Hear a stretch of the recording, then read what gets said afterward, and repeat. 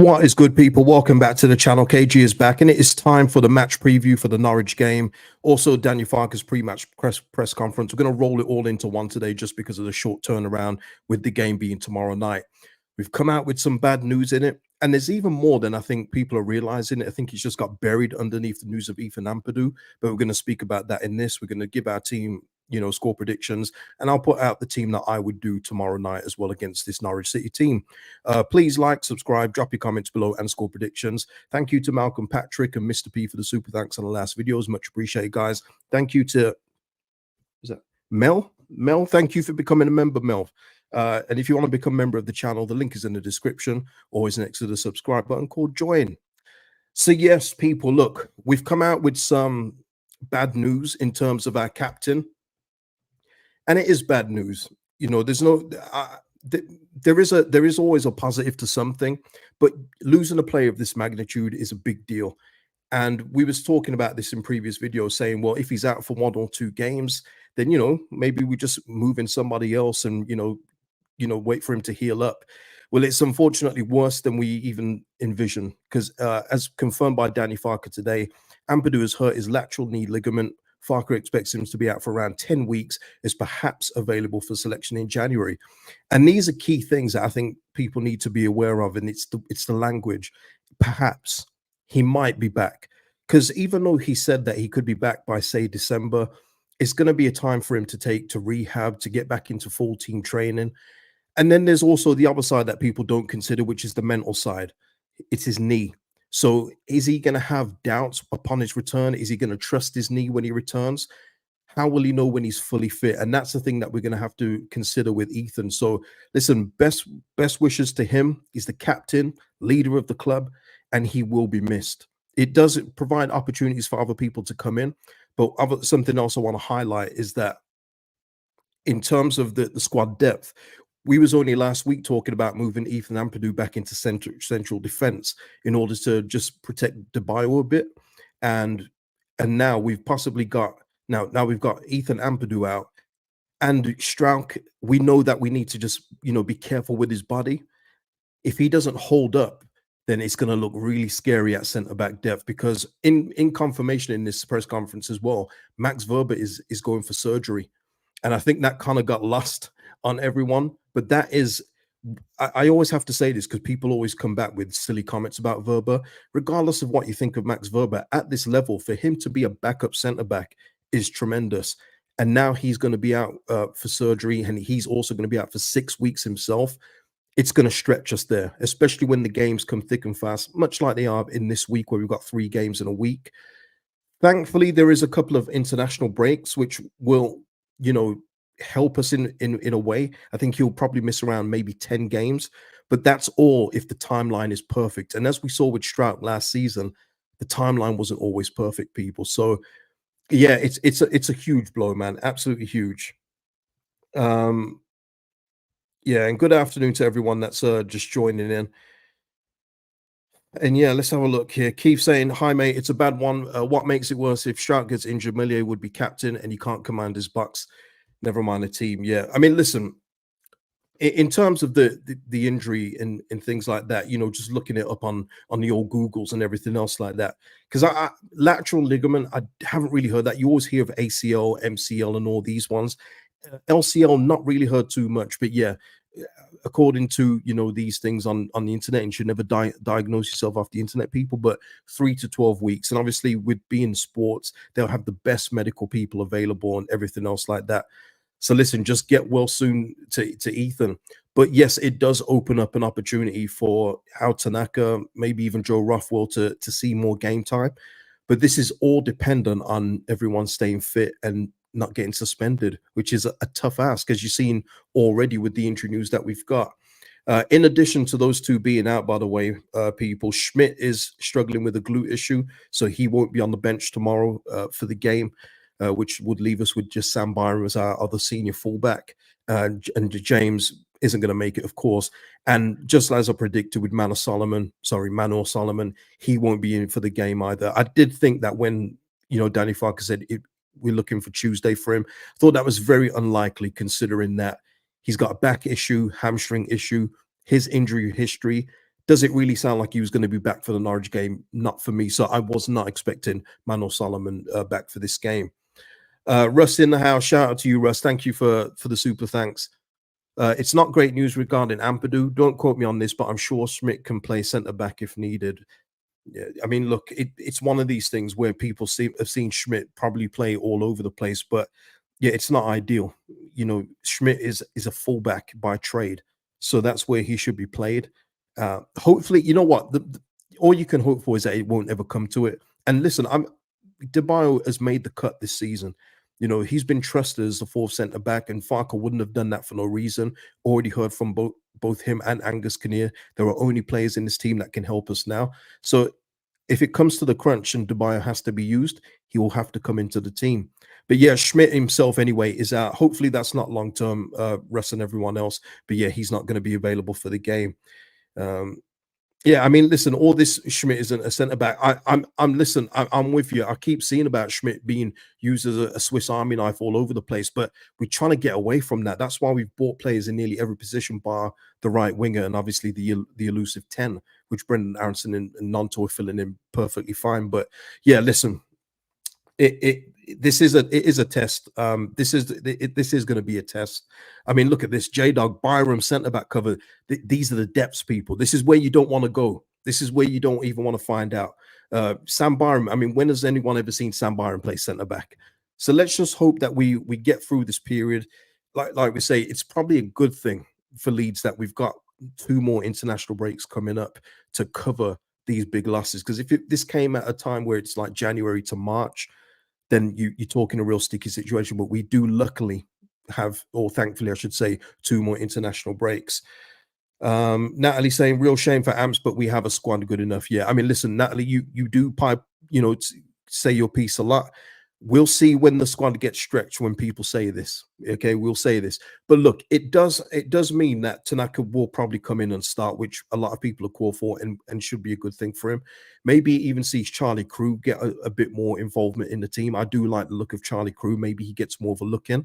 Maybe it even means Joe Gelhart comes back into the team and maybe pushes Aronson just back into like a hybrid 8 or something like that. Who knows? But we are going to have to use the depth of the squad coming up. It's but the one thing I will say is Daniel Farker was very he calmed everything down for me. I don't know if you watched the press conference, but he was very calm. He wasn't agitated. He wasn't really looking for excuses, which was great. He was just saying it's next man up, next person up in terms of in the squad. Who will take the mantle? He was asked about Pascal Strout stepping up. He's already said Pascal's already stepped up. He is the next captain in line. And I agreed with that. I don't know why that question even came up. Pascal was leading us at points last year before he got hurt.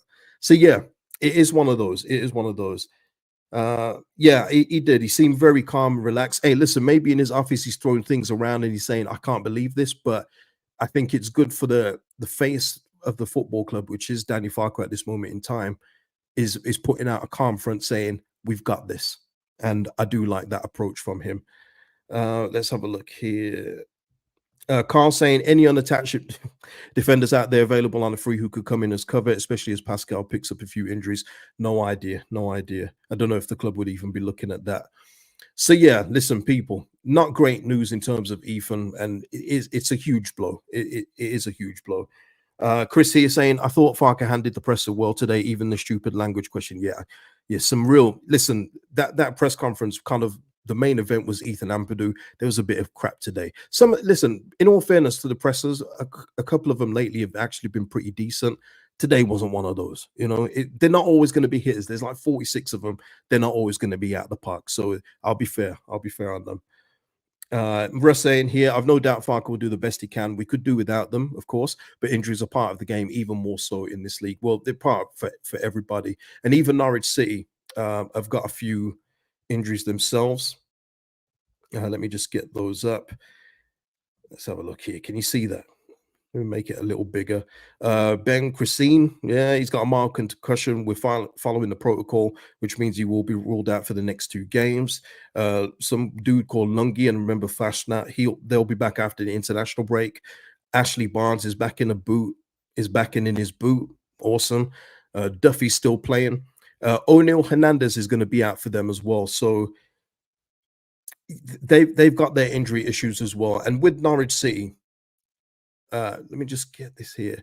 Thorpe was asked about Danny Farker and his impact at Norwich City. It's a lot of writing here. I'm not going to read all this out. But the bit I want to highlight is the last bit. I hope that we can give them a fight tomorrow. We are where we are. We're in a place where it's realistic for us to expect we can put a fight and a strong performance, even though it's a good team. So Norwich City, even with in light of the injuries and stuff that we've got, see themselves as underdogs. And whether he's saying that in public just to save face, I do think that they're underdogs for this game as well. They've got a couple of dangerous players that I'm going to highlight, but yeah, I'm not worried about Norwich City tomorrow. I think that we should go there tomorrow and be on the front foot like we were in the last game and take it to them. It's going to be difficult. They've got a couple of tricky customers. One in particular who's doing very, very well right now, who scored a hat trick in the last game, is Sands. We know all about him, but he's now got 7 goals in eight starts, as this thing says here. So we will have to look out for him.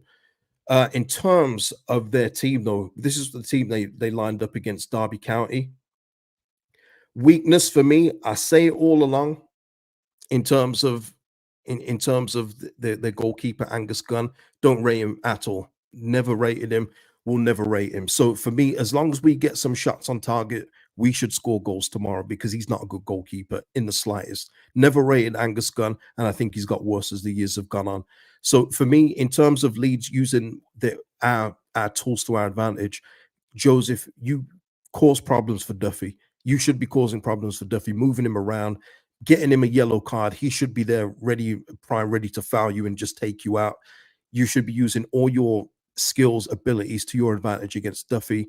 McLean's still playing in there.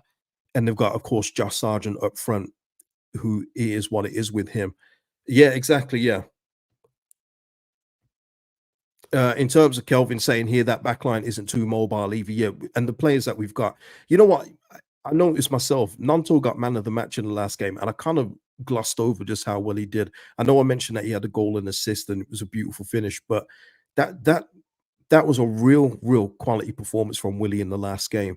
And as you can see in this team, even with Sands in his good form, there's no one on this team that comes close to Willie Nonto, not even close. So it's up to us to you know impose our game on Norwich City and come out of Carrow Road with 3 points. And I think we are more than capable of doing so. Big Mike saying, "KJ just jinked us. Gun will have a blinder tomorrow." He's not capable, Mike. I'll double down on the jinx. How about that, Big Mike? He's not capable.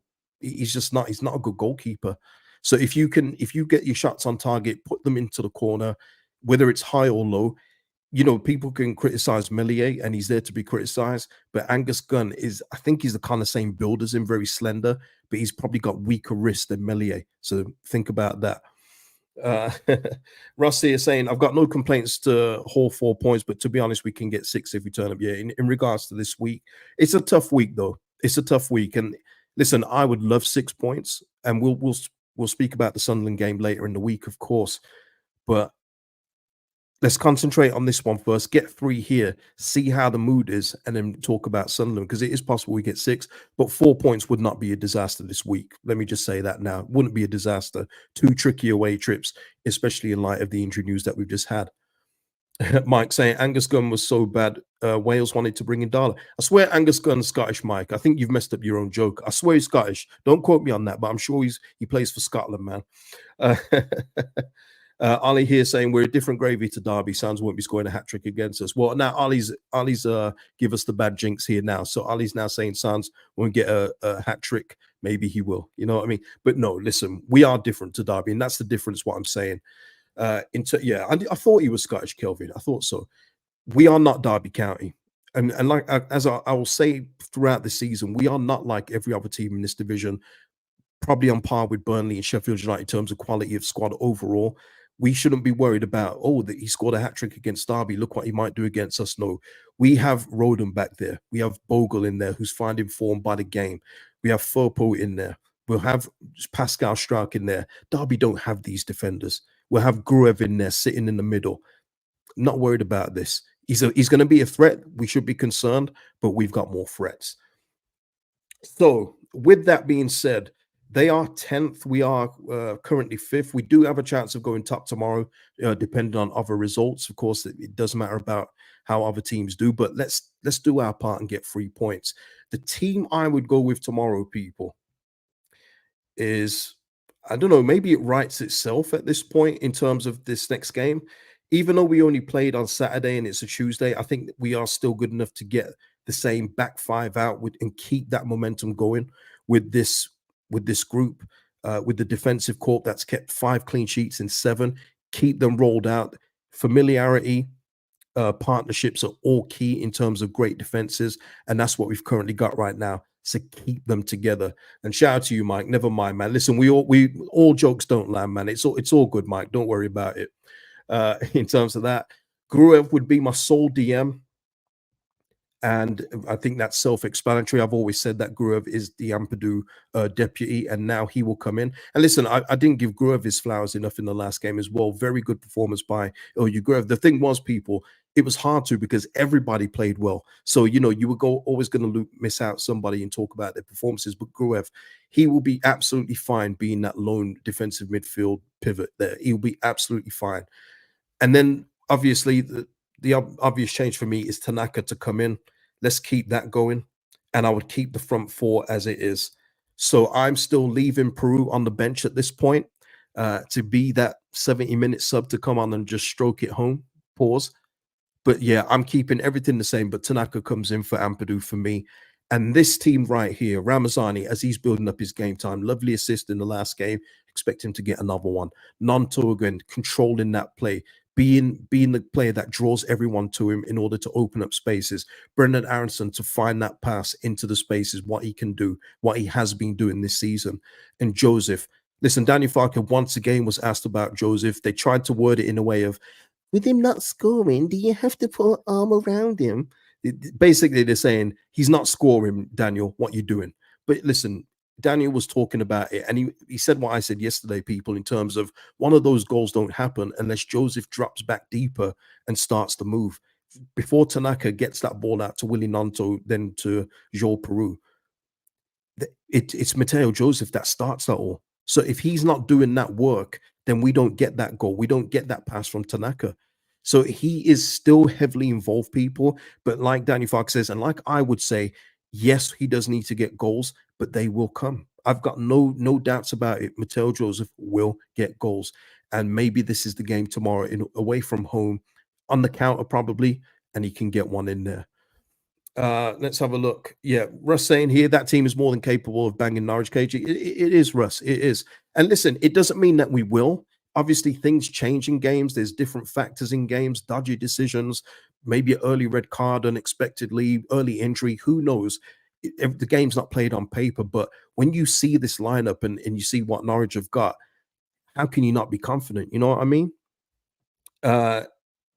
Mike here saying, I like the lineup, KG. I'm excited to see Al get the start. I think he's going to make it difficult for Farker to leave him out when Amps comes back. That's what you want, though, Mike. This is exactly what you want. You want players to come in and make it so difficult for the manager to even think about leaving you out when that returning player comes. Even someone as influential as your captain, Ethan Ampadu. And Gruev will be thinking the same, by the way, Mike. It's not just going to be Tanaka. It's going to be Gruev as well saying, listen, I'm more than capable of handling this spot myself. You don't have to worry about it. Ampadu, take your time. Take your time with it. Take your time with it. Relax. I've got this. That's what you want. You want players to make it absolutely difficult for the manager to drop you. So, yeah, I think Tanaka's got the ability to do so, and we'll find out because I do think he's going to get a run of games. So, in terms of that, people, we're speaking about that. Let's give a score prediction. I'm going to go. I think a clean sheet may be difficult. I do think Norwich may score. Even though we're defensively sound, I think they may score. But I'm going to go with a 2-1 Leeds win. I'm going to go for another win. I think we'll get 3 points tomorrow. So, I mean, what we're saying. SB here saying, I like Aronson, but he doesn't take care of the ball enough. He loses it too easily. He's not Yaya Toure, SB. I don't know what you're looking for Brendan Aronson to be a trapper of the ball. He's not going to, hold it like a Caicedo or those kind of players. That's not his game. But what he will do is he will get into spaces, open up a lane, and pass it through like he did for Firpo to cross it in for Nanto in that game. That's what you're getting from Brendan Aronson. If you're looking for him to be a dominant possession player, then yeah, you will be disappointed with Brendan Aronson. But for what I know of his game and what I see from him, I've been absolutely fine with what I've seen from Brendan Aronson. More than fine. I think he's doing really well. And maybe, maybe as someone else said, maybe he still has that stink on him from last season where people are just looking at him sideways still. But nah, he's been brilliant for me. 3-1 Leeds, 3-1 Leeds, Hank going 3-0, Russ going 3-1, Joseph Nanto Ramazani, that would be lovely. Let's get another 3 different goal scorers again, lovely. Jack saying 1-0 Leeds, that Norwich team looks crap to me. Yeah, yep. J-Dog saying 2-1 Leeds, yep. And Ali here saying 10s aren't there to hold on to the ball. I mean, listen, Ali, some do. Some do. I mean, you look at Cole Palmer, probably the best example to use as a 10 as we speak today. He can hold the ball, but he's different. No, he's got that in his game. That is the way that he plays football. But not every 10 is like that. And Brendan Aronson, even to his own words, is an 8. You know, he said that before when he's been interviewed. He does see himself more as an 8. So I do see him as a hybrid 8-10, but it's not every 10 is built the same. You know, some 10s are goal scoring, some 10s are creative. They're not all built the same, but it is what it is. Gavin saying 3-1, Jarvis going 4-1. Everyone's pretty confident, man. Everyone's pretty confident. Gavin saying Rodon from a corner. That would be lovely, man. Let's get one of those in. Let's get one of the centre backs on the scoring sheet from a set piece. That would be lovely. Vega saying Aronson does a lot of work with, does a lot of work with makes which makes us click that goes between the stats. Yeah, listen, I'm trying to make a big point of that as well, because the last game in particular was a perfect example of the pre-assist being so key to the goals that we were scoring, that it doesn't always register on the stat sheet. And when people don't watch the games and they're just looking at stats and they say, there's no goals, there's no assists, that means he must have had a bad game. Rubbish. Watch the game, look at the influence of the game, and see how these players perform. And Aronson is definitely an example of that. Vega also carries on 2-0. Yeah, doesn't no one think Norwich are going to get it? Yeah. Youssef saying Jorginho gave up a lot of possession too, but he had a lot to offer, and so does Aronson. Listen, even that, I mean, those are two. They couldn't be two completely different players for me.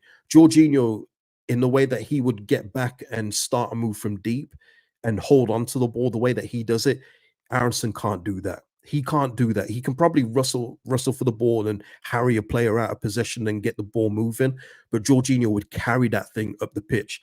Brendan, that's not his game, and that's what I mean. You just have to accept that there's differences with players, and just go with their strengths. And what he's bringing so far, he's bringing goals and assists, and he's been very influential in the build-up to a few of the goals that he's not getting on, the goal or assist sheet. So yeah, it is all that, man. It's all good. It's all good. But listen, it's all opinions, right? All opinions. Yeah, Mike saying Aronson was a man of the match contender last game. There was a lot of them, man. There was a lot of them. But listen, people, that is it. 2-1 for me. I'm almost feeling bad that we're going to concede in this one, but I'm going to stick with 2-1. Let's stick with 2-1. If we can get another clean sheet, lovely. Bring it on. But listen, I will be back after the game tomorrow, people, for the match reaction. So please join me live after the game. I've said this already in a community post, which I've since deleted because the English was just terrible in it. But if you're not getting notifications when I'm going live or upload, just click the bell off and back on again. Select all for all notifications so you always know when the videos are coming. And that's the only thing I can help you out with, because a lot of people are saying they're not getting notifications when I'm going live. That's a YouTube thing. I don't know what I can do with that, but usually the old turn it off and on again thing does work sometimes. So I hope that helps some people, and you can join me after the game tomorrow. So listen, people, like the stream before you go, or like the video, I should say. Subscribe, drop your comments and score predictions below, and team that you would select. And I'll see you tomorrow night, people. Peace out.